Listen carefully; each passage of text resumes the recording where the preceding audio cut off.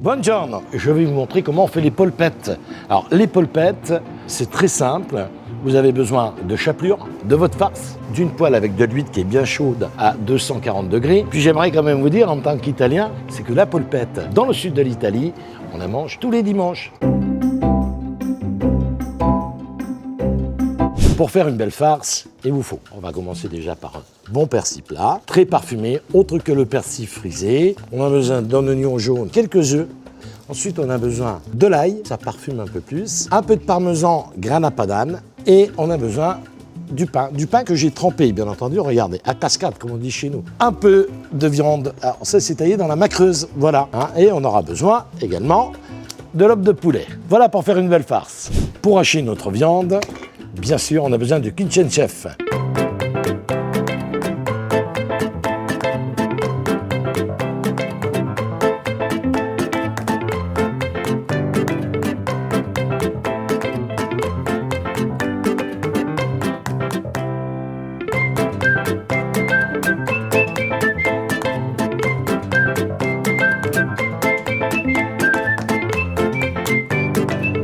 Pour faire notre farce, on commence par le pain que j'ai laissé tremper dans l'eau et ensuite que j'ai bien asséché.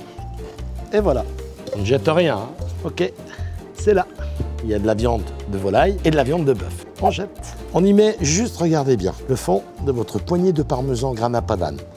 2 petites pincées de sel, comme ça, pas plus. Ça suffit.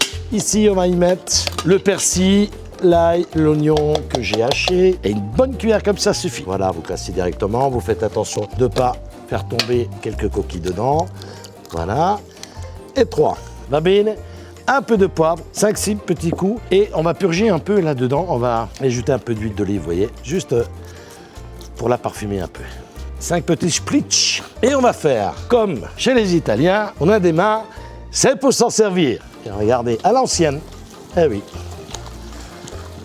Voilà, la farce est prête. Donc, ce que je fais, je vais en prendre un tout petit peu. Voilà, je vais le mettre de côté juste pour vous montrer. Regardez comme elle est belle. Alors, la petite astuce à la maison, toujours essayer de se huiler la main. Vous savez pourquoi? Pour que votre viande, elle glisse bien. Et vous travaillez à la main, vous prenez votre polpette. Et vous voyez, si vous regardez bien ma main, il n'y a plus rien. Je la mets dans la chapelure. Et voilà. Et j'y vais gentiment. La polpette est faite et on la met dans son huile.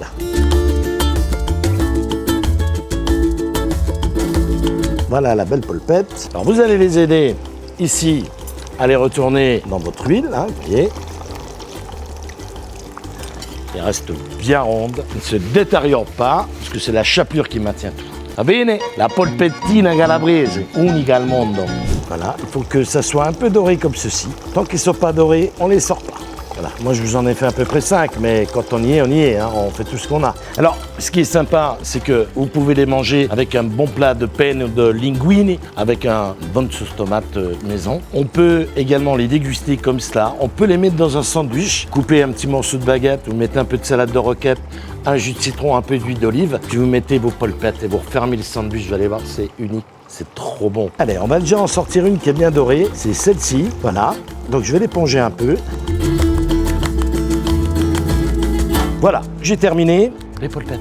Et pour faire plaisir à mes invités, j'aurais pris un peu de basilic du jardin. Et regardez, vous allez présenter votre belle assiette de polpettes. Vous allez les scotcher.